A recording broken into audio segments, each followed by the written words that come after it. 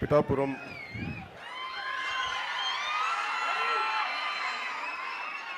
పెద్ద మనస్తోటి ప్రజలందరూ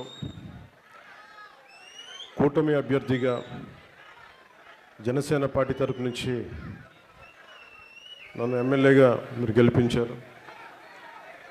గెలిపించడమే కాదు, ఈ రాష్ట్రానికి ఉప ముఖ్యమంత్రిగా కూడా చేసిన ఘనత మీది. పిఠాపురం నియోజకవర్గానికి నేను రుణపడి ఉంటాను, ప్రజలకు రుణపడి ఉంటాను. మీకు మాట ఇచ్చాను, అభివృద్ధి పనులు చేపడతాం. భవిష్యత్తులో దీన్ని ఒక మోడల్ నియోజకవర్గంగా దీన్ని తీర్చిదిద్దుతామని. దాంట్లో భాగంగానే ఈ రోజున పిఠాపురం అభివృద్ధి ఎలా ఉండాలి, దీని మీద ఒక మాస్టర్ ప్లాన్ చేస్తూ ఉన్నాం. ఇవన్నీ చేస్తున్న పనులు చెప్పడానికంటే ముందు చాలా తక్కువ సమీప కాలంలో పిఠాపురం సంపూర్ణ అభివృద్ధికి పిఠాపురం పాడా అని చెప్పి పిఠాపురం ఏరియా డెవలప్మెంట్ ఏజెన్సీ కింద దీన్ని ఒక ప్రత్యేక సంస్థని తీసుకొస్తున్నాం. దీనికి ఏ సమస్య వచ్చినా సరే, ముఖ్యంగా ఇది రాష్ట్రంలోనే అత్యంత అభివృద్ధి ఉన్న నియోజకవర్గం అనిపించుకోవాలి. ఇది ప్రతి నియోజకవర్గానికి మోడల్ అవ్వాలి. మోడల్ అవ్వాలి అంటే మా సాయశక్తిలో మేము కృషి చేస్తాం, కానీ దీనికి మీ సహకారం కూడా కావాలి. ఈరోజు సైన్స్ ల్యాబ్ని కలెక్టర్ గారు ఇనిషియేటివ్ తోటి పిల్లలకి ముఖ్యంగా నేను అడిగింది బేసిక్స్తో ప్రారంభించాం. ఫస్ట్ ముందు రోడ్ల మీద తిరిగితే చెత్త ఉండకూడదు, అలాగే స్కూల్స్ పిల్లలకి వెళ్తే గ్రౌండ్స్ బాగుండాలి, కనీసం తాగడానికి పరిశుభ్రమైన నీళ్లు ఉండాలి, సరైన నీళ్లు లేని పరిస్థితి, ఇవన్నీ నా దృష్టిలో ఉన్నాయి చాలా సంవత్సరాల నుంచి. గత ఎప్పుడు పోరాటం చేసే పరిస్థితిలో ఉన్నాను తప్ప ప్రభుత్వంలో లేని పరిస్థితి ఎప్పుడు. కానీ ఈసారి వచ్చినప్పుడు ఏ ఒక్కటి కూడా మన వదలకుండా సాయశక్తిలో కృషి చేస్తూ ఉన్నాం. ముందు నీళ్ళ ఏర్పాటు కానీ, అంటే చాలా డబ్బులతో కంటే కూడా ఇవి చాలా కమిట్మెంట్తో చేయాల్సిన పనులు. పిల్లల కష్టం మన కష్టం అనిపించాలి. దానికి తగ్గ ఎన్డీఏ కూటమి నాయకులు, జనసేన నాయకులు, అలాగే జిల్లా కలెక్టర్ గారు, జిల్లా అడ్మినిస్ట్రేషను, జిల్లా ఎడ్యుకేషన్ వ్యవస్థ అధికారులు, రెవెన్యూ అధికారులు అందరూ దీన్ని ఒక బాధ్యతగా తీసుకుని ఒక మాట డిప్యూటీ సీఎం పేషి నుంచి ఒక మాట చెప్పి ఇలా జరగాలని కోరుకుంటున్నామంటే వాళ్ళే ముందుండి దీన్ని ముందుకు తీసుకెళ్ళేందుకు ముందస్తుగా అధికారులందరికీ కృతజ్ఞతలు. అలాగే ఎన్డీఏ భాగస్వామ్యులైన మా సహోదరులందరికీ కూడా నా ప్రత్యేక కృతజ్ఞతలు. జనసేన నాయకులు కూడా నా కృతజ్ఞతలు.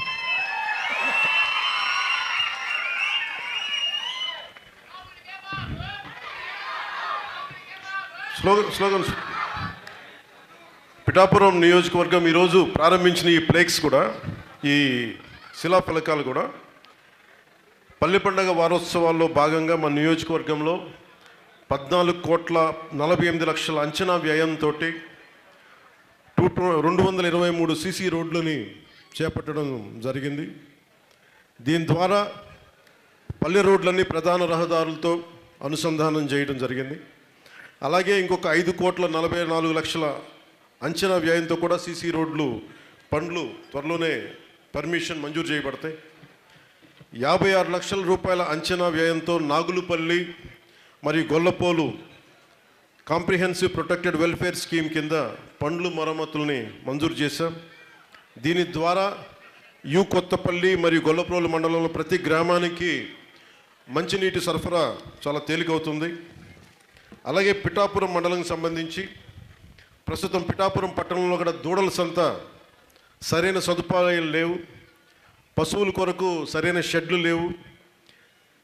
పోయినసారి ఇక్కడ మనం నియోజకవర్గంలో ఎన్నికల సమయంలో తిరుగుతున్నప్పుడు దూడల సంత కావాలి, ఇక్కడ సౌకర్యంగా ఉండాలి అంటే వెంటనే రాగానే దానికి అధికారుల దృష్టికి తీసుకొచ్చి 1,34,00,000 రూపాయల అంచనా వ్యయంతో పిఠాపురంలో దూడల సంత ఆధునీకరణ పనులకు టెండర్లు పిలవడం జరిగింది.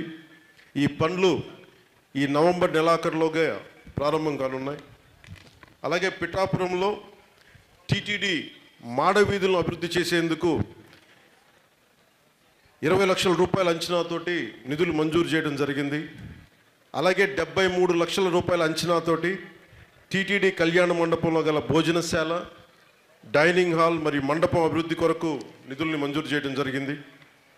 పిఠాపురం పట్టణంలోని ఇంటిగ్రేటెడ్ సోషల్ వెల్ఫేర్ హాస్టల్ బిల్డింగ్లో ఫ్లోరింగ్ మరియు డోర్లు, మెష్లు, ఇతర తక్షణ మరమ్మతులు చేపట్టి హాస్టల్లో ఎప్పుడు కరెంటు పోతే కరెంట్ వచ్చేలా ఇన్వర్టరు, ఆర్ఓ ప్లాంట్ ఒకటి, అలాగే భోజనశాలకు కావాల్సిన అవసరమైన పరికరాలు సమకూర్చేందుకు 23 లక్షల నిధులతోటి పనుల నిర్వహణకి అనుమతి జారీ చేశాం. మీరందరూ అనుకోవచ్చు, ఇవి నేను ఎప్పటికప్పుడు మనుషుల్ని పంపించి, అధికార యంత్రాంగాన్ని పంపించి, వీడియోలు తీయించి, అసలు పిల్లల స్కూళ్ళు ఎలా ఉన్నాయి, సంక్షేమ స్కూల్స్ ఎలా ఉన్నాయి, హాస్టల్స్ ఎలా ఉన్నాయి, ఆడపిల్లలకి బాత్రూమ్ సౌకర్యాలు సరిగ్గా ఉన్నాయా లేదా, ఇవన్నీ కూడా తెప్పించుకొని మరి ఏదైతే మనం ఒక ప్రయారిటైజ్ చేసి చేసుకుంటూ వెళ్తా ఉన్నాం. ఇంకా మీ చేత చప్పట్లు కొట్టించుకున్నాం, ఇంకా భవిష్యత్తులో కొట్టించుకున్నాం. ఇప్పుడు నా కొట్టిన సరిపోతున్నాను. అలాగే పిఠాపురంలోని శ్రీ బాదం మాధవరావు ప్రభుత్వ ఉన్నత పాఠశాలలో విద్యార్థులు ఆటలు ఆడుకునేందుకు అనువైన స్థలం అభివృద్ధి చేయడం కోసం 10.5 లక్షల రూపాయల అంచనాతోటి జిల్లా నిధుల ద్వారా మంజూరు చేయడం జరిగింది. విద్యార్థుల సౌలభ్యం కోసం 10 లక్షల అంచనా వ్యయంతో పిఠాపురం డిగ్రీ కళాశాలలో టాయిలెట్స్ని నిర్మాణ పనులు జరుగుతూ ఉన్నాయి. పిఠాపురం సిహెచ్సికి 1,07,000 రూపాయల సిఎస్ఆర్ నిధులతోటి పోస్ట్ మార్టం ఫ్రీజర్ని కొనుగోలు చేస్తూ ఉన్నాం. పిఠాపురం ప్రజల కోరిక మేరకు విశాఖపట్నం వైపు వెళ్ళే బస్సులు పిఠాపురం బైపాస్లో ఆపే విధంగా చర్యలు తీసుకోవడం జరిగింది.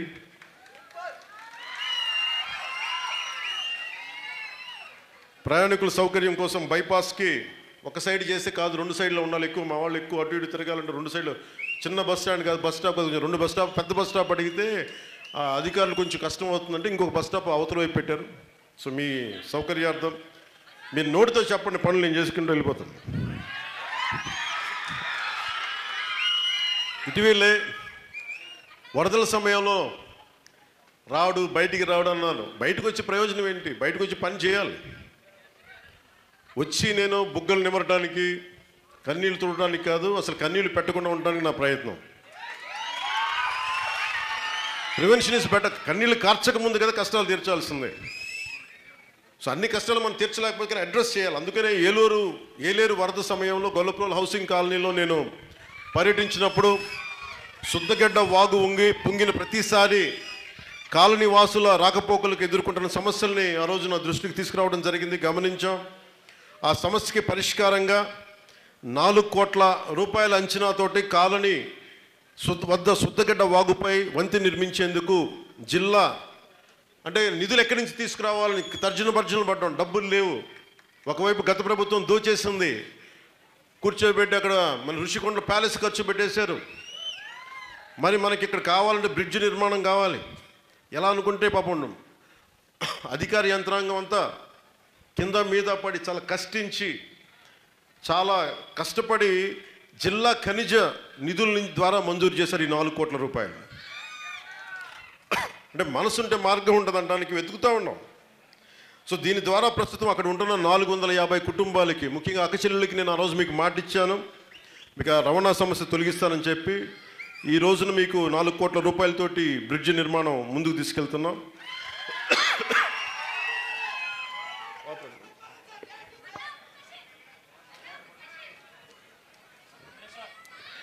గొల్లపోలు మండలం వన్నెపూడి గ్రామంలో ఎన్నో సంవత్సరాలుగా ఎస్సీ శ్మశాన వాటికి అప్రోచ్ రోడ్ లేక ప్రజలు ఇబ్బంది పడుతూ ఉన్నారు. ఈ సమస్య పరిష్కారానికి అవసరమైన 22 సెంట్ల భూసేకరణకు చర్యలు చేపట్టాం. అలాగే శ్మశాన వాటికు అప్రోచ్ రోడ్ని 28 లక్షల నరేగా నిధులతో నిర్మించి వన్నెపూడి గ్రామ ప్రజలు ఎదుర్కొంటున్న చిరకాల సమస్యకు శాశ్వత పరిష్కారాన్ని కల్పించబోతున్నాం. సో గొల్లప్రోలు మండలం సూరంపేట కాలనీకి సుమారు 450 కుటుంబాల నివాసం ఉంటున్నాయి. రోజువారీ పనుల కోసం గొల్లప్రోలు పట్టణానికి రావడానికి శుద్ధగడ్డ వాగు దాటడమే వీరికి ఏకైక దారి. ముఖ్యంగా వర్షాకాలంలో వాగు పొంగినప్పుడు ఉన్న ఈ ఒక్క దారి తెగిపోయి ఇబ్బందులు పడుతూ ఉన్నారు.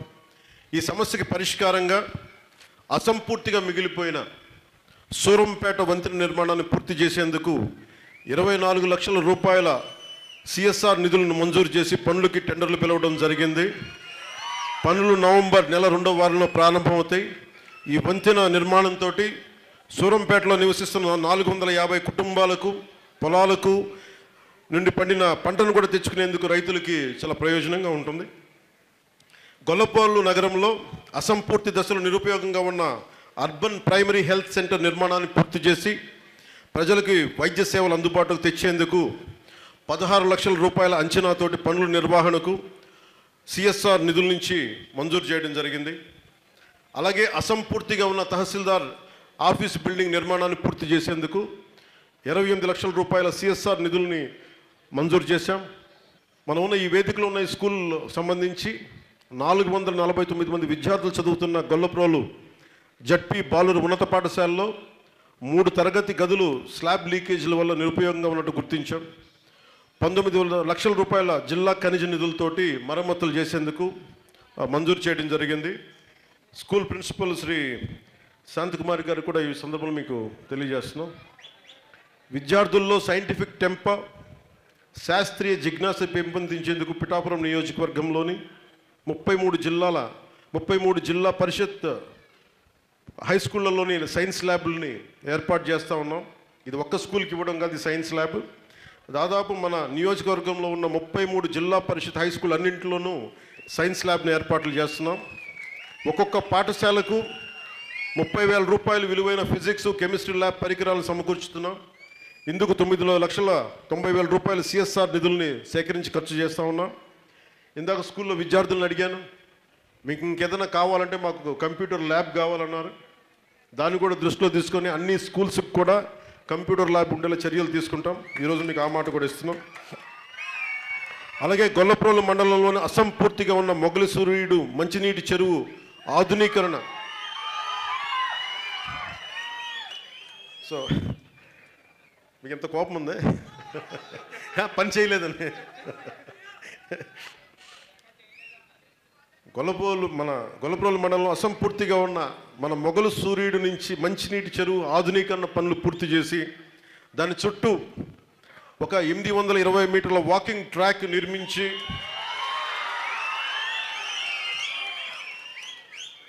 3,20,000 రూపాయల సిఎస్ఆర్ నిధులు మంజూరు చేసి పనులు ప్రారంభించడం జరిగింది. ఈ పనులతో పాటు మంచినీటి చెరువు ఆధునీకరణతో పాటు గొల్లప్రోలు మండల ప్రజలు సుమారు 2,500 మందికి ఒక వాకింగ్ ట్రాక్ అందుబాటులోకి రానుంది. అలాగే కొత్తపల్లి మండలం రవీంద్రపురం, ఇసకపల్లి, సొంటివారి పాకలు మరియు నిదానం దొడ్డి గ్రామాల్లో మండల పరిషత్ పాఠశాలలకు సరైన భవనాలు లేవనే అంశం నా దృష్టికి వచ్చింది. ఈ 4 మండల పరిషత్ పాఠశాలల కొరకు 80 లక్షల రూపాయల అంచనా వ్యయంతో జిల్లా నిధుల ద్వారా భవనాలు నిర్మాణం చేపడుతున్నాం. కొత్తపల్లి మండల ప్రధాన కేంద్రంలోని ప్రాథమిక వైద్య కేంద్రానికి రోజు సగటున 250 మంది వివిధ వైద్య సేవలు నిమిత్తం వస్తూ ఉన్నారు. వారికి సరైన వెయిటింగ్ హాల్ లేదని గుర్తించి జిల్లా నిధుల ద్వారా 7.5 లక్షల వ్యయంతో కొత్తపల్లిలో ప్రైమరీ హెల్త్ కేర్ సెంటర్లో నూతన అవుట్ పేషెంట్ బ్లాక్ నిర్మిస్తున్నాం. అలాగే కొత్తపల్లి మండలం మూలాపేటలో సాంఘిక సంక్షేమ బాలుర వసతి గృహం మరమ్మతుల నిర్వహణకు అవసరమైన సదుపాయాల కల్పన కొరకు 4,56,000 రూపాయల జిల్లా నిధులతో పనులు చేపట్టేందుకు అనుమతులు జారీ చేశాం.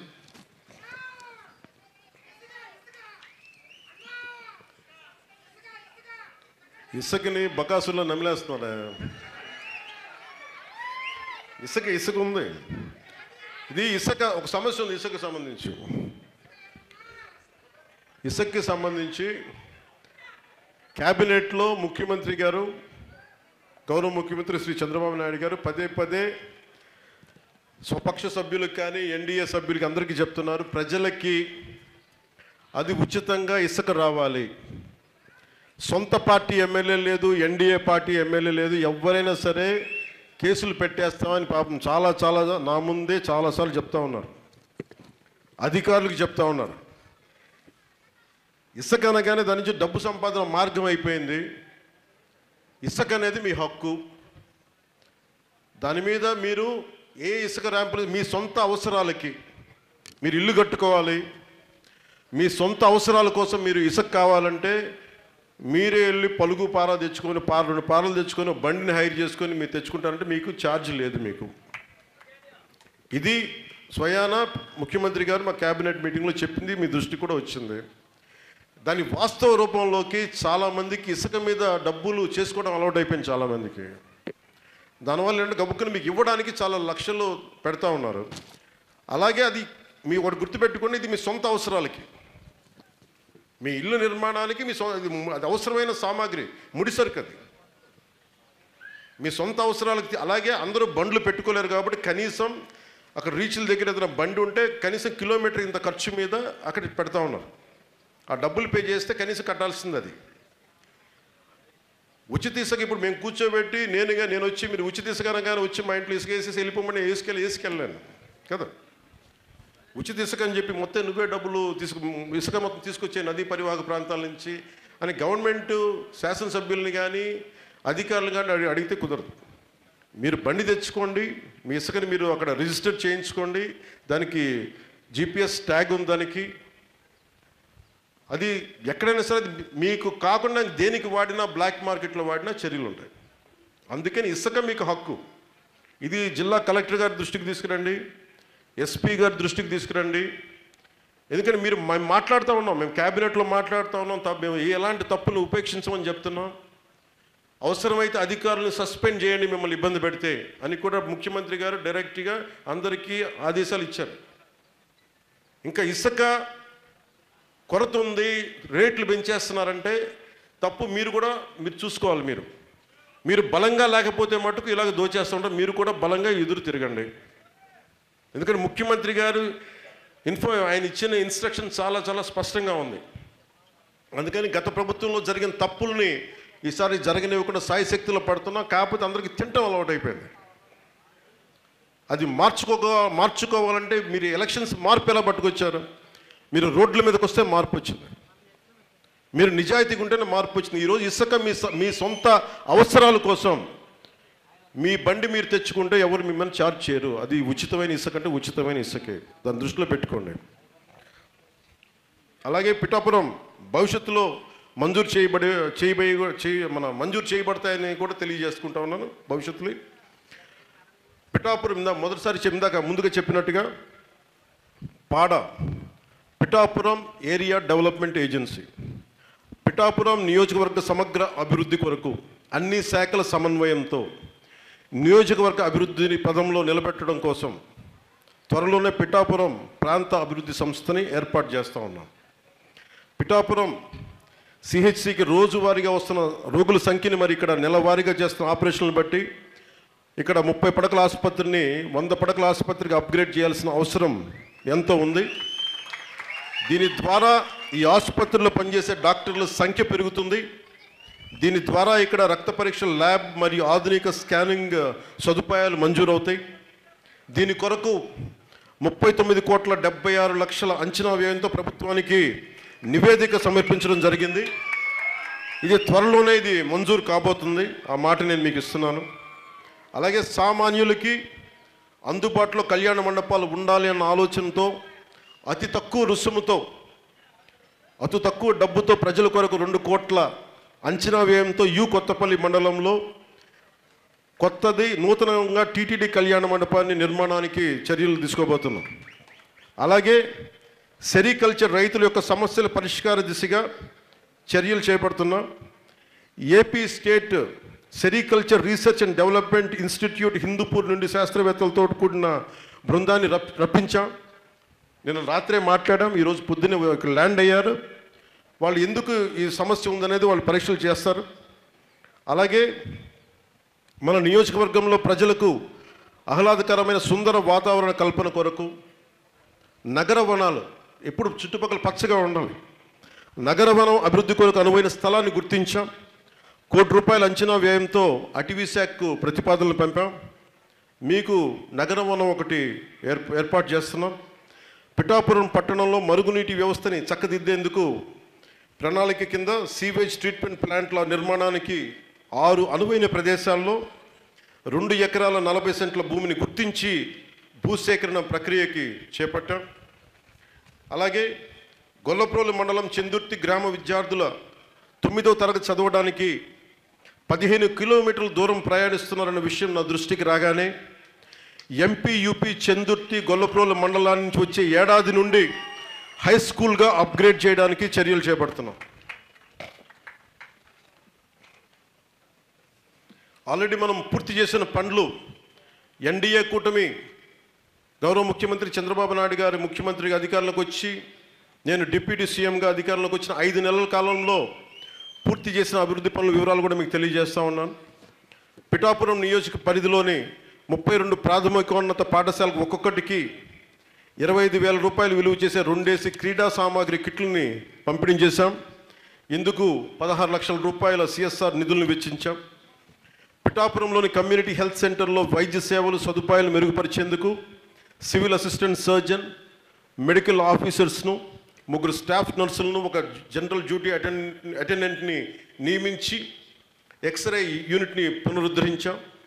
మార్చురీకి వెళ్ళే దారి అధ్వానంగా ఉన్నందున ₹1,00,000 మున్సిపల్ నిధులతోటి నూతన రోడ్డు నిర్మాణం చేపట్టడం జరిగింది. పిఠాపురంలోని RRBHR ప్రభుత్వ జూనియర్ కళాశాలలో పనిచేయని RO ప్లాంట్ని పునరుద్ధరించి 250 మంది విద్యార్థులకు రక్షిత తాగునీరు కల్పించాం. గొల్లప్రోలు మండలంలో డంపింగ్ యార్డ్ సమస్య శాశ్వత పరిష్కారం కోసం భూసేకరణకు ప్రతిపాదన సమర్పించాం. ఈ లోపుగా చెత్తంతా అటు ఇటు ఉంటే మేము ఒకటే చెప్పాం, తాత్కాలిక పరిష్కారంగా కనీసం ఎకర విస్తీర్ణం చెత్తనంతా కనీసం 1/4 ఎకరానికి తీసుకురండి అని డంపింగ్ యార్డ్ని చక్కదిద్దాం. ఇంకా చేయాల్సిన పని ఉంది. చెత్తతో మూసుకుపోయిన ప్రభుత్వ వైద్యశాలకు, ఎస్సీ శ్మశాన వాటికి వెళ్ళే దారిని తిరిగి వినియోగానికి వీలుగా మార్చాం. 4 లక్షల మండల పరిషత్ నిధులతో గొల్లప్రోలు ప్రాథమిక ఆరోగ్య కేంద్రానికి వెళ్ళే రహదారిని సీసీ రోడ్డుగా అభివృద్ధి చేసి వర్షాల సమయంలో రోగులు ఎదుర్కొంటున్న ఇబ్బందుల్ని నివారించాం. 4 లక్షల సిఎస్ఆర్ నిధులతో గొల్లప్రోలు ప్రాథమికోన్నత పాఠశాలను RO ప్లాంట్కు సమీప బావి నుంచి పైప్ లైన్ వేసి విద్యార్థులు తాగునీటికి చిరకాలంగా ఎదుర్కొంటున్న సమస్యని పరిష్కరించాం. ₹1,75,000 సిఎస్ఆర్ నిధులు గొల్లప్రోలు మండలం పరిషత్ ప్రాథమిక పాఠశాలలో పెండింగ్ పనులు పూర్తి చేసి సౌకర్యాలు కల్పించి వినియోగంలోకి తెచ్చాం.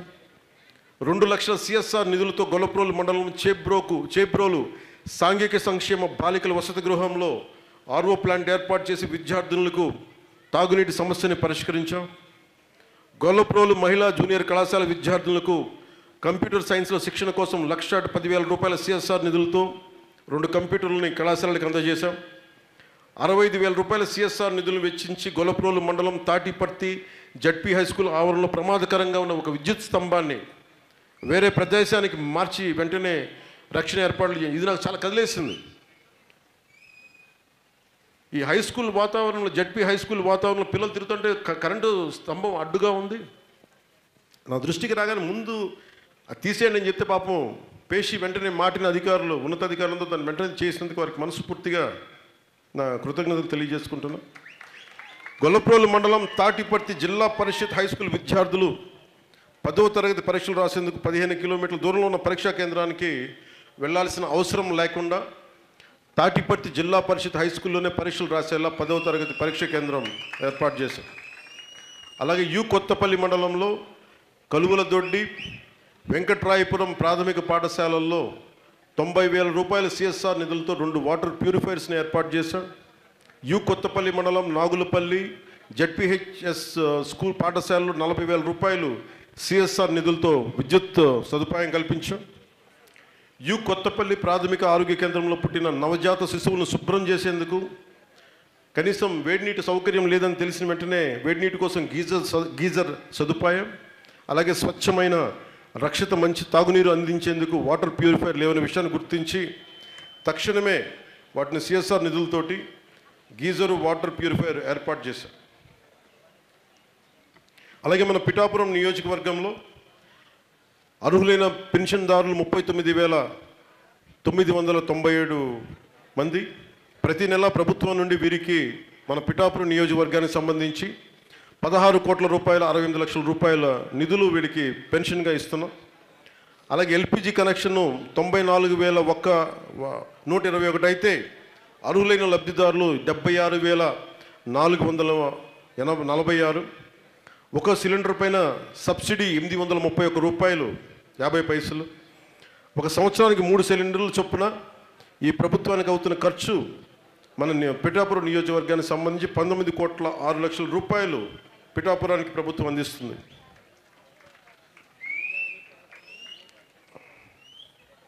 నేను మీకు మాట ఇస్తున్నాను, ఇది నేను ప్రతిరోజు ఇక్కడికి వచ్చి డ్రామాలు చేయడం కంటే కూడా నేను దూరం నుండి ఉండి మొత్తాన్ని ఏర్పాటు చేస్తా ఉన్నాను. ఇది ఒక్కసారి కూడా నేను వదలట్లేదు. నా కళ్ళు చెవులు మీరే, నా కళ్ళు చెవులు మీరే. మీరు ఒక సమస్యని దృష్టికి తీసుకొస్తే ఏర్పాటు చేసే బాధ్యత మేము తీసుకుంటాం. కింద పడతాము, మీద పడతాము, ఇబ్బందులు పడతాము, కానీ సమస్యకి పరిష్కారం వెతుకుతాం. ఎందుకంటే మీరు ఇచ్చిన స్ఫూర్తి అలాంటిది. పిఠాపురం మీరు బలంగా నిలబడి రాష్ట్రాన్నే కాదు దేశాన్ని రక్షించారు మీరు. నా ఒక్కడికి మీరు బలం ఇస్తే ఆ బలం దేశానికి కూడా చాలా బలమైంది. ఈరోజు చేబ్రోల్లో మన సంబంధించి పట్టు రైతులు కొన్ని సమస్యల్ని నా దృష్టికి తీసుకొచ్చారు. పట్టుపురుగులు గూడు కట్టుకోలేక కారణాలు అధ్యయనం చేయడానికి శాస్త్రవేత్తల బృందాన్ని ఇందాక చెప్పినట్టుగా AP state sericulture research and development institute Hindupuram నుంచి రప్పించడం జరిగింది. ఇప్పుడు వీళ్ళు మనతోనే ఉన్నారు, వాళ్ళు దీన్ని అధ్యయనం చేస్తారు. ఒకసారి పైకి రమ్మని చెప్పి. ఇప్పుడు జరిగిన నష్టం వలన దెబ్బతిన్న రైతులకి నష్టపరిహారాన్ని నా దృష్టికి వచ్చింది.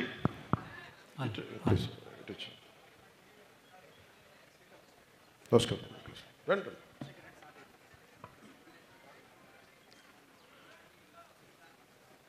మన చేబ్రోలు పట్టు రైతులు దృష్టికి తీసుకొస్తున్నాను. ఇది AP state sericulture research and development institute Hindupuram శాస్త్రవేత్తలు వీళ్ళు. మీరు మా దృష్టికి ఒక సమస్యను తీసుకొచ్చారు. మీరు పక్క రాష్ట్రాల నుంచి తెప్పించుకున్న ఈ పట్టు గుడ్లు సరిగ్గా అది గూడు కట్టట్లేదు, దానివల్ల మేము నష్టపోయాం. ఎందుకు నష్టపోయింది ఒకళ్ళు కూడా అధ్యయనం చేయాలి ఇన్ని సంవత్సరాల నుంచి అని మీరు మాట్లాడినప్పుడు ఒక్క మాట నాకు గుర్తుండిపోయి ఈ రోజున మీ దృష్టికి ఈ శాస్త్రవేత్తలు మనతోనే ఉన్నారు. వాళ్ళు వచ్చి మొత్తం చూస్తారు మీ సమస్యను ఎందుకు భవిష్యత్తులో ఇలా రాకుండా ఉండటానికి. అలాగే గత ప్రభుత్వం పెండింగ్లో ఉన్న పట్టు రైతుల ఇన్సెంటివ్ డ్యూస్ 2,79 లక్షల రూపాయల అమౌంట్ని ప్రభుత్వం పరిశీలించి మీకు న్యాయం చేస్తాను కూడా మాటిస్తూ ఉన్నాను.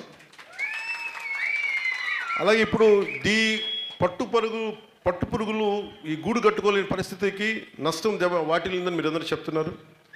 ఇప్పుడు కలెక్టర్ షణ్మోహన్ గారిని కూడా అడుగుతున్నాం, మేము వీరికి నష్టపరిహారం చెల్లించగలమా? అలాగే మీకు తక్షణమే మీకు వెంటనే మీకు జరిగిన ఈ నష్టపరిహారాన్ని వెంటనే కలెక్టర్ షణ్మోహన్ గారికి చెక్ రాయమని చెప్తున్నాను. 11 లక్షల రూపాయలు మీకు వెంటనే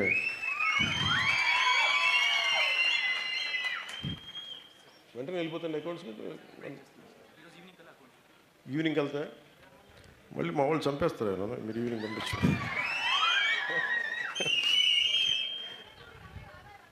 సభలో మాట చెప్పి వెళ్ళిపోయి డబ్బులు పడలేదంటే మళ్ళీ నాకు వచ్చిన థాట్ తీసేస్తారు మా వాళ్ళు.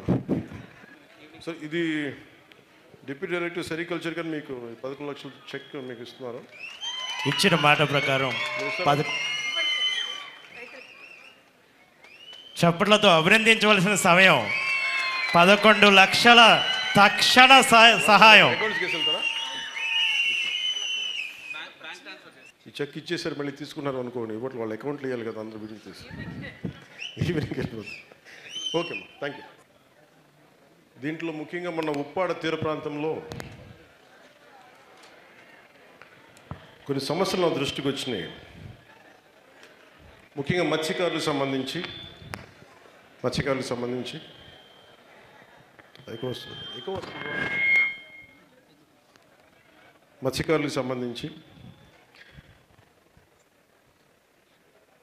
ఉప్పాడ కొత్తపల్లి మత్స్యకారులకు అరబిందో ఫార్మా వల్ల కొన్ని సమస్యలు ఉన్నాయి.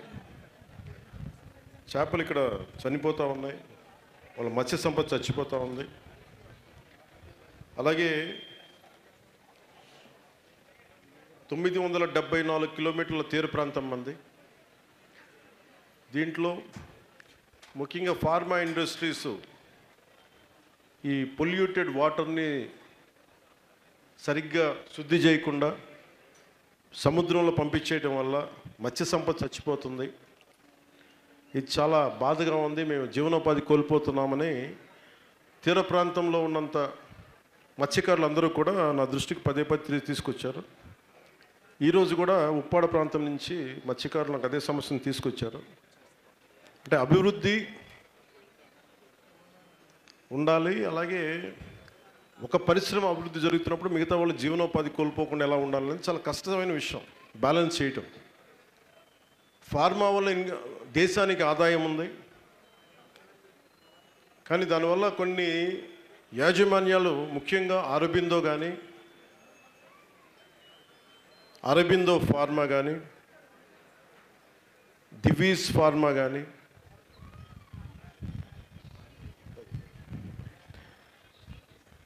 వ్యర్థాలు వీళ్ళు శుద్ధి చేయకుండా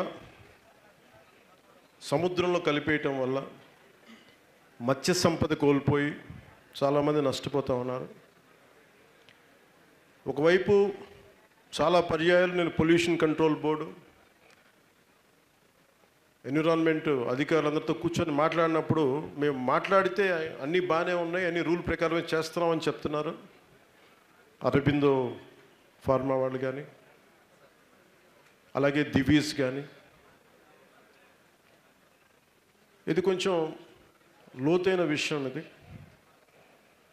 నేను ఏదైనా మాట్లాడితే ముందు ఈ పారిశ్రామికంగా ఉన్న ఈ దివీస్ కానీ అరబిందో కానీ ఇబ్బంది పడతారు. నాకున్న సమస్య కూడా చెప్తాను మీతో. అభివృద్ధి ఉండాలి, భారతదేశంలో ఫార్మా ఇండస్ట్రీ అగ్రగణ్యంగా ఉండాలి ప్రపంచంలో.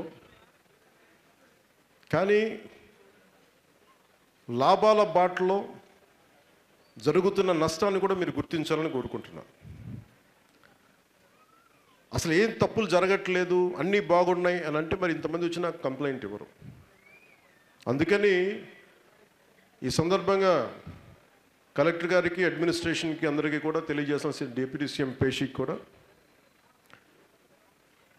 అరబిందో ఫార్మా వాళ్ళని కూడా, యాజమాన్యాన్ని కూడా, వాళ్ళ అధికారులను రప్పించి ఒకసారి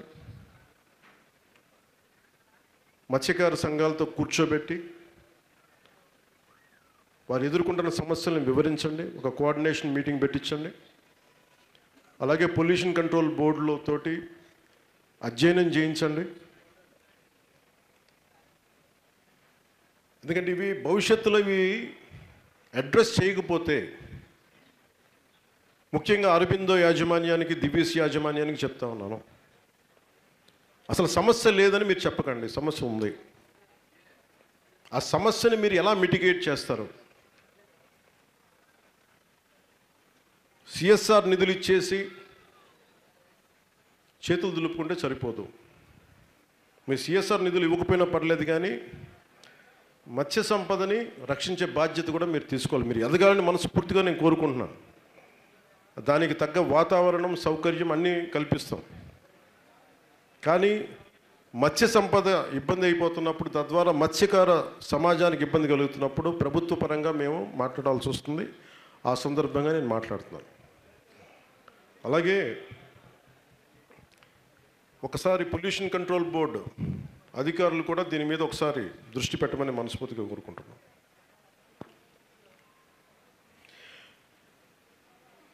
తొమ్మిది 974 కిలోమీటర్ల తీర ప్రాంతం ఉన్న మనకి కలుషితం చేసుకుంటా వెళ్ళిపోతే ఏం జరుగుద్ది?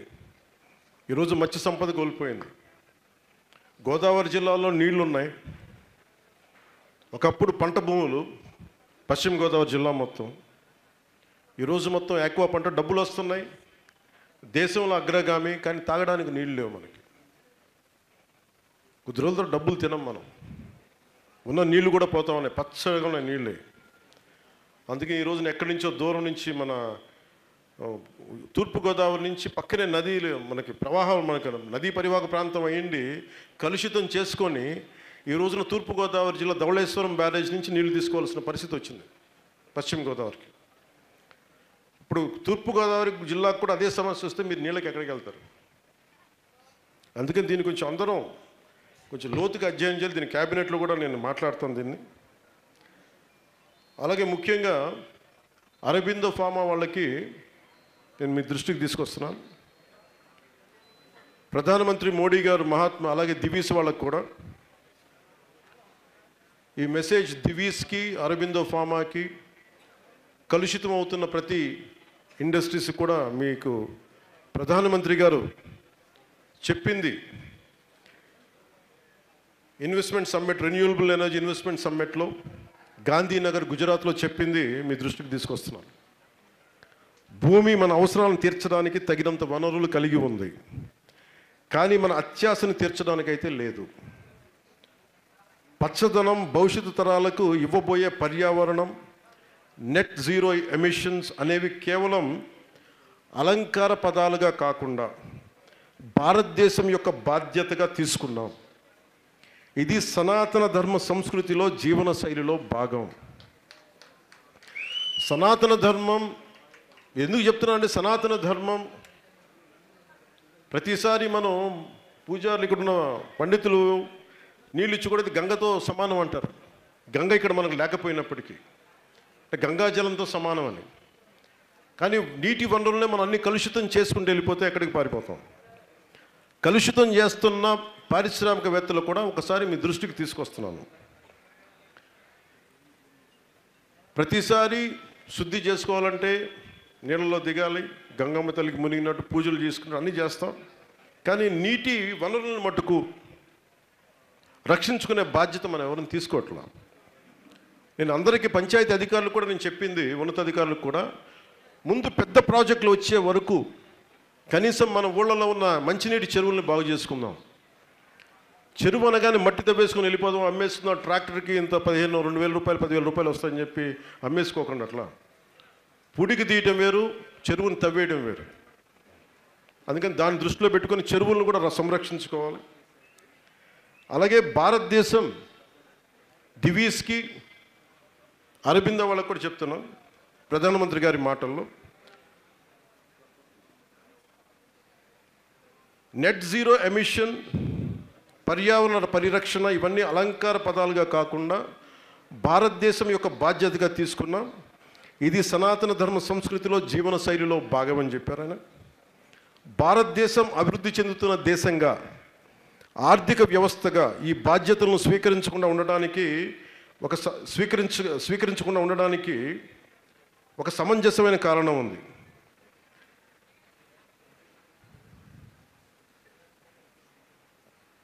అభివృద్ధి చెందిన దేశాలు చేసిన తప్పులకు మేము ఎందుకు బాధ్యత వహించాలని చెప్పవచ్చు. అంటే వాళ్ళు నెట్ జీరో ఎమిషన్స్ వాళ్ళు ఇష్టారాజ్యంగా చేసి మనం ముందు ఫోర్ ఫ్రంట్లో ఉండట్లా. కానీ మేము అలా వాళ్ళలాగా చెయ్యం. మేము మానవాళి భవిష్యత్తు కోసం బాధ్యత కలిగిన వాళ్ళం.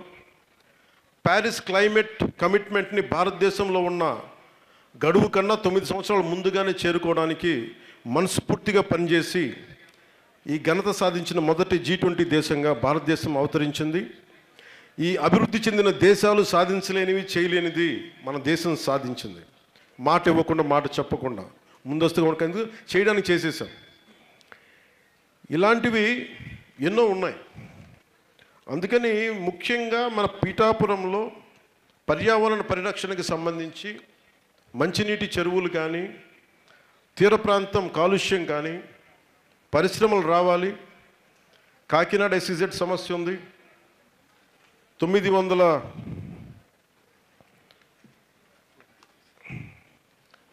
కాకినాడ SEZ మీద ఎన్ని గొడవలు జరిగినాయో తెలుసు. రైతులు ఎంత నష్టపోయారో తెలుసు. చాలా బాధలు పడ్డారు. రండి ప్లీజ్. ప్రభుత్వం రాగానే కాకినాడ SEZ ఇప్పుడు అరబిందో వాళ్ళు తీసుకున్నారు. అలాగే కాకినాడ ఎస్సీజెడ్ మీద కూడా ఒకసారి దృష్టి పెట్టండి. ఏ ఉద్దేశం కోసం అయితే రైతాంగం నష్టపోయారో, భూమి ఇచ్చామో ఆ ఉద్దేశం నెరవేర్చేలా ఉండాలి. అరబిందో యాజమాన్యం కూడా దీన్ని దృష్టిలో పెట్టుకోవాలి. కాకినాడ ఎస్సీజెడ్ పేరుతో దాదాపు 6,000 పైచిలుకు ఎకరాలు, నాకు తెలిసి 8,000, ఇక్కడే 6,000 ఉందా? ఓకే, 6,000 పైచిలుకు ఎకరాలు ఉప్పాడ, కొత్తపల్లి, తొండంగి మండలాల్లో సేకరించడం జరిగింది. ఇందులో ఇంకా చాలా సమస్యలు ఉన్నాయి. భూమి కోల్పోయిన వారికి తగిన పారితోషికం ఇవ్వడం, వారికి తగిన ఉపాధి అవకాశాలు కల్పించడం కూడా అరబిందో మీరు బాధ్యత తీసుకోవాలి. అలాగే 1,200 ఎకరాల రైతులకి తిరిగి ఇచ్చేయాలని చెప్పి ప్రభుత్వం ఆదేశించింది. కానీ వాటి రిజిస్ట్రేషన్స్ ఆగిపోయాయి. వాటికి సమస్యను, టెక్నికల్ ఇష్యూస్ మా దృష్టికి తీసుకొచ్చారు. అది కలెక్టర్ గారు కూడా దాన్ని పరిశీలి చేస్తూ ఉన్నారు. గవర్నమెంట్కి ఆ ప్రపోజల్స్ పంపడం జరిగింది. దీనికి ఈరోజు మీకు మాటిస్తున్నాను, మా ఆఫీస్ నుంచి పరిశీలి చేసి అది తొందరలో దానికి పరిష్కారం కల్పిస్తుంది.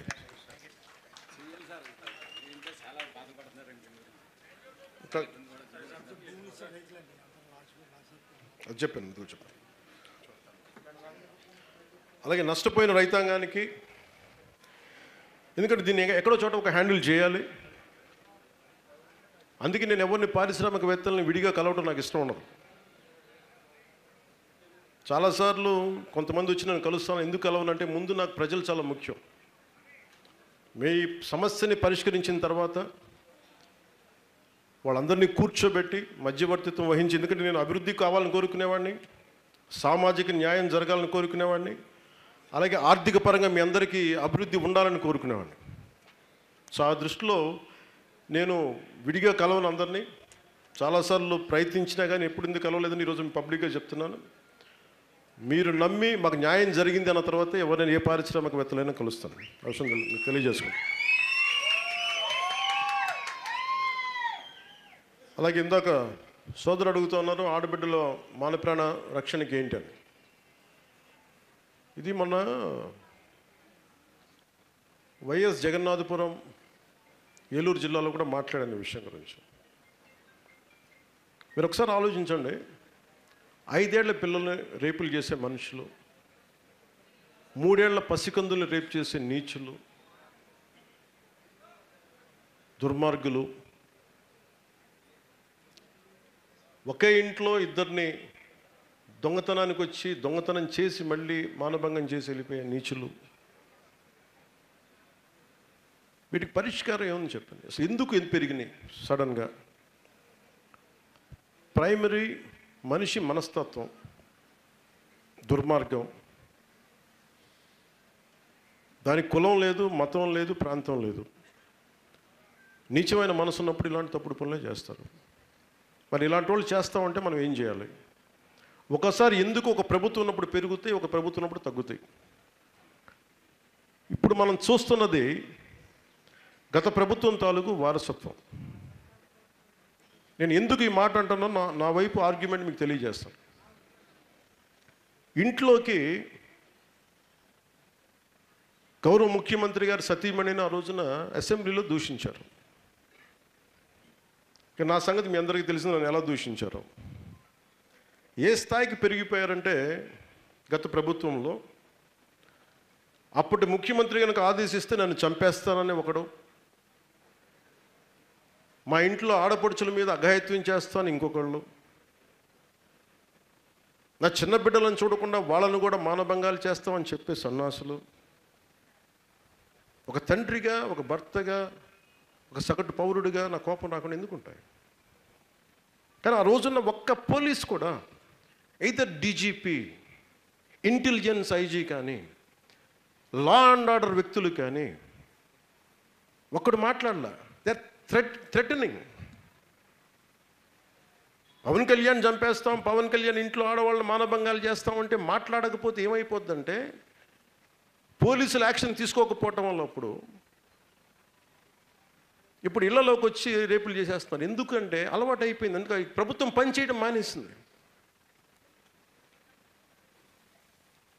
అంటే ఒక నిర్భయ కేసు జరిగినప్పుడు ఒక దిశ జరిగినప్పుడు అందరి మీద రోడ్డు మీదకి వచ్చేస్తారు, అందరూ చంపేయండి, ఢిల్లీ హైకోర్ట్స్లో కూడా అంగచ్ఛేదన చేయండి, మ్యూటిలేషన్ చేయండి.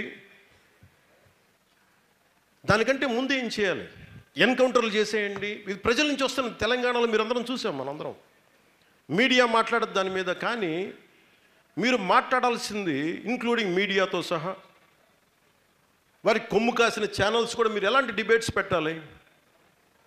ఒక ముఖ్యమంత్రి స్థానంలోకి వచ్చి ఆయన భార్యను తిడితే, సతీమణిని తిడితే దాని మీద డిబేట్స్ పెట్టాలి. ఇలాంటి జరిగితే ఏమవుద్ది?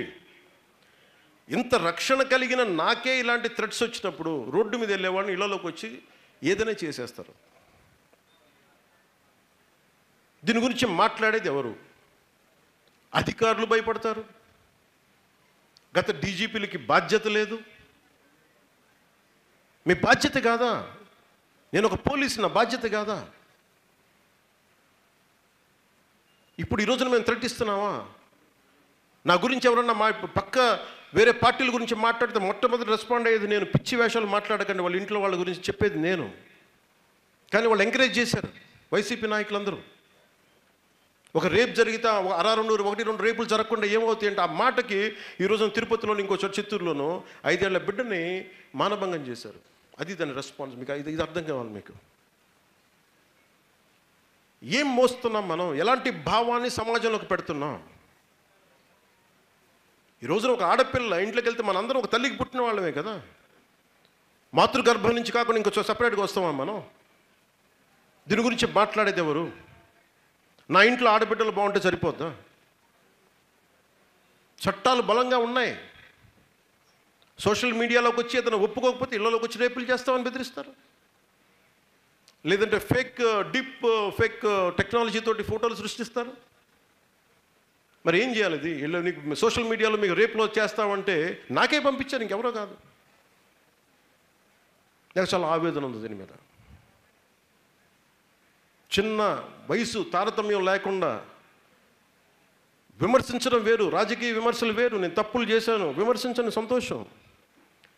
ఇళ్లల్లోకి సంబంధం లేని వాళ్ళకి వచ్చి భయపెడుతున్నారా? ఇదే సంస్కృతి. దాని తాలూకు వారసత్వ ఫలితం ఈరోజు నేను రేపులు. 30,000 ఆడపిల్లలు అదృశ్యమైపోతే గత ముఖ్యమంత్రి ఒక్క మాట కూడా మాట్లాడలేదు. రోడ్లకు వచ్చి మీరు బొగ్గలు నిమిరితే ఏంటి? అవ్వాతాత అంటే ఏంటి? బలంగా ఉండాలి కదా నాయకుడు అనేవాడు. ఎస్పీలని మీరు చూసారు ఆ రోజున. గరుడ అనే ఒక ఎస్పీ, ఒక అతను, నేను ప్రజలకు అభివాదం చేస్తున్నాను, నమస్కారం అంటే నన్ను కూర్చోబెట్టి ఇలా అంటాడు. అంటే నాకు నువ్వు కూర్చోబెట్టి భయపెట్టగలవు, ఒక రేపిస్ట్ని మీరు ఎందుకు వదిలేస్తారు? మీరు ఒక ముఖ్యమంత్రిని చంపేస్తామని చెప్పిన వాడిని ఎందుకు వదిలేస్తారు మీరు? మాకు అన్యాయం జరుగుతుందని సోషల్ మీడియాలో పెడితే మీరు వాళ్ళని వదిలేస్తారు. గత ప్రభుత్వం దాని తాలూకు ఫలితాలు ఇవన్నీ. డబ్బులు ఎలాగా మనం వారసత్వంగా, అప్పులు ఎలా వారసత్వంగా వచ్చినా, వీళ్ళు చేసిన క్రైమ్ కూడా వారసత్వంగా వచ్చింది. వీళ్ళు చేసిన అలసత్వం కూడా మాకు వారసత్వంగా వచ్చింది. గత 3 నెలల నుంచి, డే 1 నుంచి నేను అధికారంలోకి వచ్చినప్పటి నుంచి ఒకటే చెప్పాను. అసెంబ్లీలో కూడా మీరు చూశారు. లా అండ్ ఆర్డర్ బలంగా పెట్టండి అధికారులకు చెప్తా ఉంటే అధికారులకు అలవాటు పోయింది. ఇదివరకేమో అసలు మొత్తం కంట్రోల్ లేకుండా చేసేసారు అధికారులు, పోలీసు ఉన్నతాధికారులందరూ. ఈ రోజున ధర్మబద్ధంగా చెయ్యండి అంటే ఆలోచిస్తున్నారు. మీనమేషాలు లెక్క పెడుతున్నారు. దేనికి మీనమేషాలు లెక్క పెడుతున్నారు అర్థం కావట్లా. క్రిమినల్కి కులం ఉండదు, క్రిమినల్కి మతం ఉండదు. ఎన్నిసార్లు చెప్పాలి పోలీసు అధికారులకి? వీడిని అరెస్ట్ చేయాలంటే వాడు కులం సమస్య వస్తుంది. కులం ఎందుకు సమస్య వస్తుంది? ఒక 3 ఏళ్ల ఆడబిడ్డని రేప్ చేసి చంపేస్తే కులాన్ని వెనకేసుకొస్తారా మీరు? ఏం మాట్లాడుతున్నారు మీరు?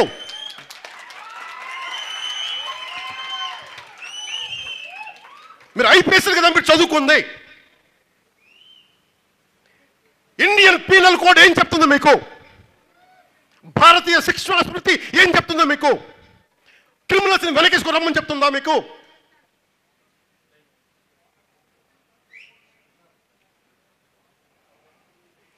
సోషల్ మీడియాలో ఇళ్లలోకి వచ్చి రేపులు చేస్తా అవి అని మాట్లాడుతుంటే వాటిపైన భావ ప్రకటన అంట వైసీపీ నాయకులు చెప్తాడు. భావ ప్రకటన తెగేదాకా లాక్కండి. సహనం ఎంత ఉందో ఈ ప్రభుత్వానికి, తెగింపు కూడా దానికి 10 ఎక్కువ ఉంటుంది, గుర్తుపెట్టుకోండి. అధికారంలో ఉన్నాం కాబట్టి సంయమనం, చేతగా కాదు. పోలీసు అధికారులు కూడా చెప్తున్నాను, డీజీపీ గారికి కూడా చెప్తున్నాను, ప్రజల ఆవేదనను మీకు తీసుకొస్తున్నాను. ఇంటెలిజెన్స్ అధికారులకు చెప్తున్నాను, జిల్లా ఎస్పీలకు చెప్తున్నాను, జిల్లా కలెక్టర్లకు చెప్తున్నాను. లా అండ్ ఆర్డర్ చాలా కీలకమైంది, అభివృద్ధికి చాలా కీలకం. దయచేసి దీన్ని మర్చిపోకండి. 10 సార్లు దీన్ని చెప్పించుకోకండి మా చేత. మా బంధువండి, మా రక్తం అండి అంటే మడత పెట్టి కొట్టండి వాళ్ళని తప్పులు చేస్తే. నేను వెనకేసుకు రావట్లేదు కదా ఎవరిని, నేను వెనకేసుకొస్తున్నాను అవనన్నా, ఏం పర్లేదు. మీ ఇంట్లో నువ్వు అక్కడ నీ అక్కను నీ తల్లిని రక్షించుకోవాలి కదా నాన్న. ఎంత నిస్సహాయత. హోమ్ మినిస్టర్ అనిత గారు కూడా చెప్తా ఉన్నాను, మీరు మంత్రి, మీరు హోమ్ మినిస్టర్, నేను పంచాయతీరాజ్ శాఖ మంత్రిని, నేను అటవీ శాఖ మంత్రిని, పర్యావరణ శాఖ మంత్రిని. హోం మంత్రి శాఖ మీరు బాధ్యత వహించండి. నేను హోంశాఖ తీసుకున్న పరిస్థితులు వేరుగా ఉంటాయి, గుర్తుపెట్టుకోండి.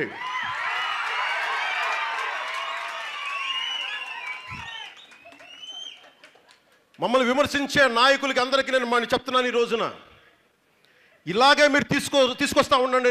మీరు నిశ్చలంగా ఉండండి, ఏమి చేయకుండా. హోం బాధ్యతలు కూడా తీసుకోవాల్సి వస్తుంది, గుర్తుపెట్టుకోండి. అందరూ బాగుండాలని కోరుకుంటాం, అందరూ బాగుండాలని కోరుకుంటాం. అందరూ బాగుండాలని కోరుకుంటాం.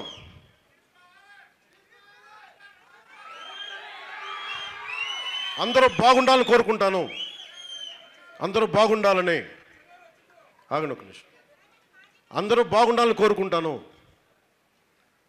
రాగానే ఒకటే మాట చెప్పా, ఇది ప్రతీకార ప్రభుత్వం కాదు అని.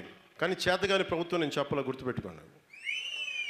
ఎందుకంటే మీరు గతంలో లాగా నోటుకొచ్చినట్టు మాట్లాడితే ఇంక వింట నాకు కూడా ఓపిక పోయింది. ఇంకా నాకు కూడా మీరు అంటారు కదా ఏం చేస్తామని, వెయిట్ చేయండి.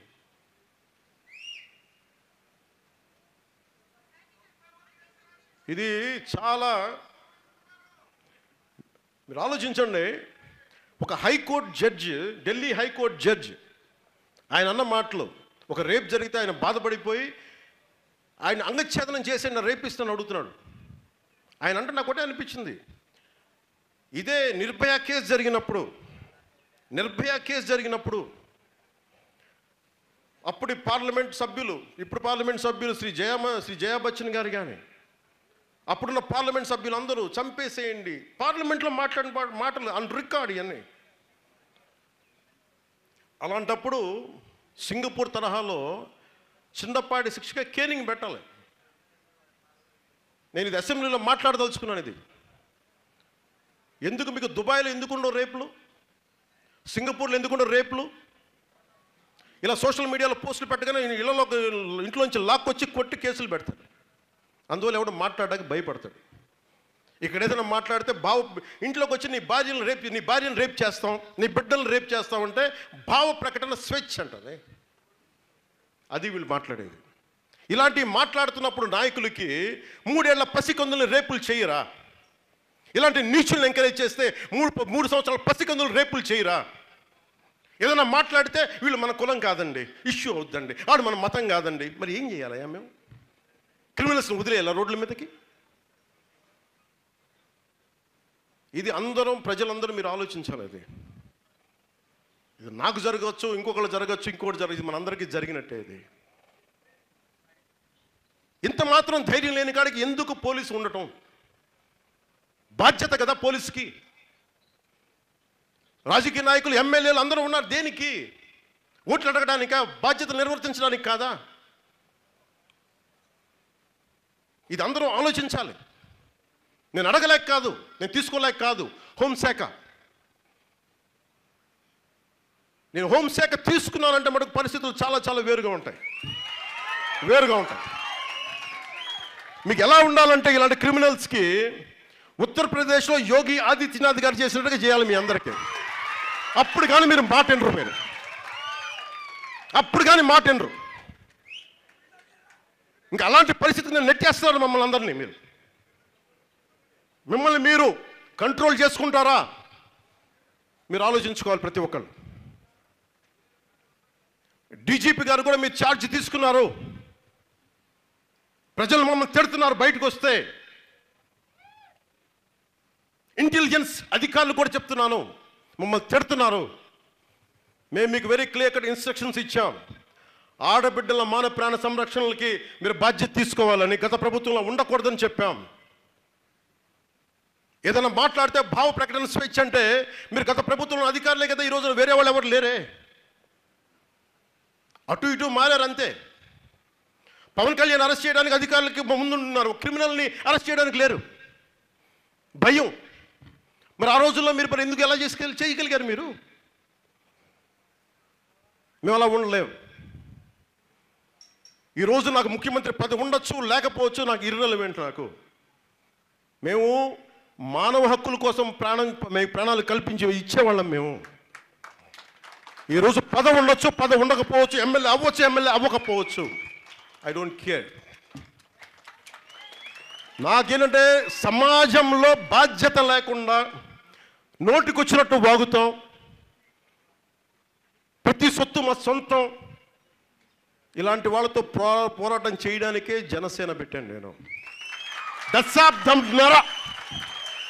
దశాబ్దంన్నర కూర్చొని ఉన్నాం. తిట్టారు, నీచంగా మాట్లాడారు, చెత్తగా మాట్లాడతారు. ఎక్కడ వెనక్కి తగ్గల.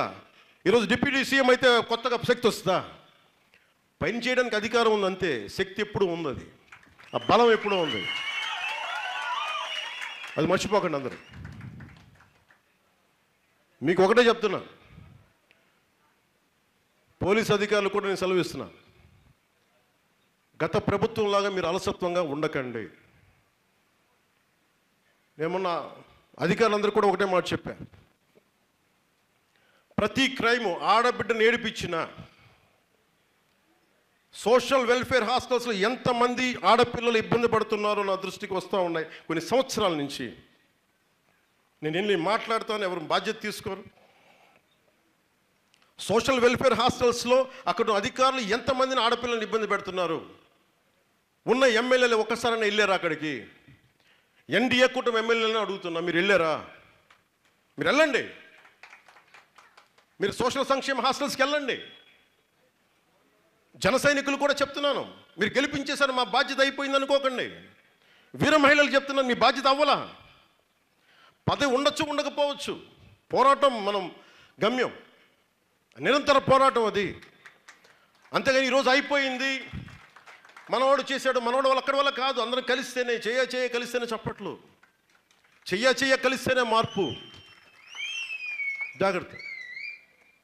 అలాగే ప్రతి ఎమ్మెల్యే వెళ్ళాలి. ఇసుక ఎంతకు వస్తుందో అడుగుతున్నారు ఎమ్మెల్యేస్ కొంతమంది.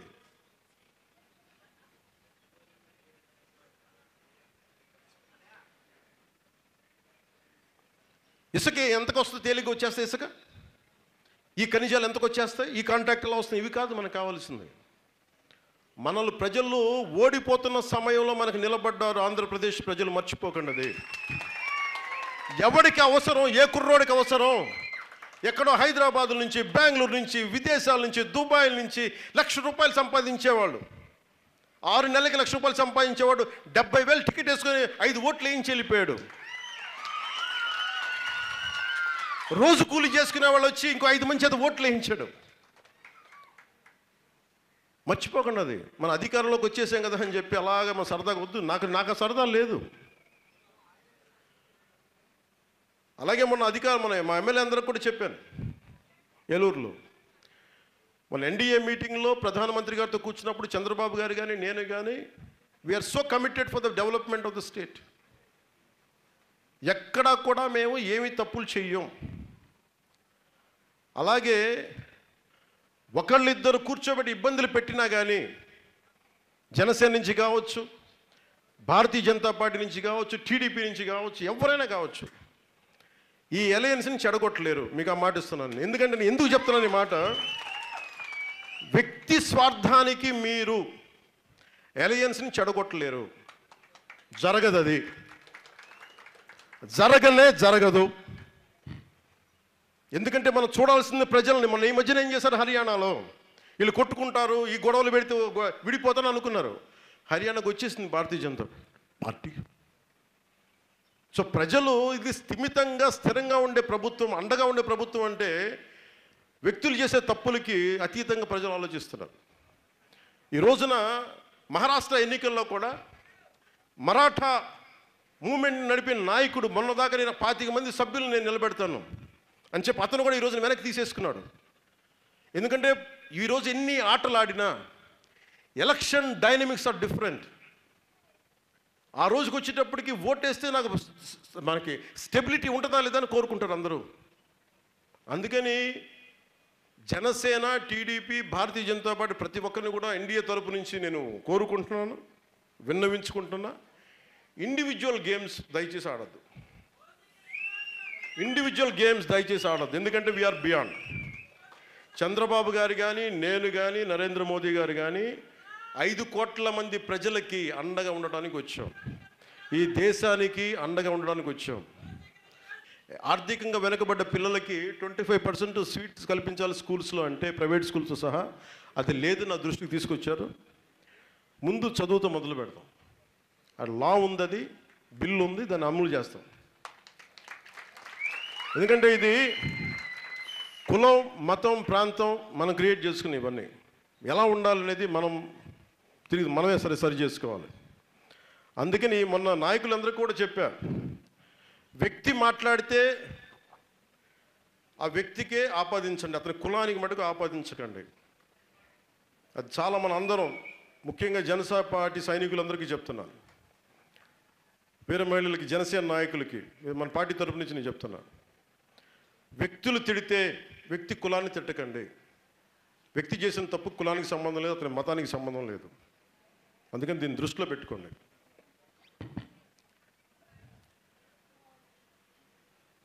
వైసీపీ నాయకులకు కూడా నా విన్నపం, నేను ఎప్పుడు మిమ్మల్ని గౌరవించాను, పాలసీ పరంగా మాట్లాడా. మీరు కనుక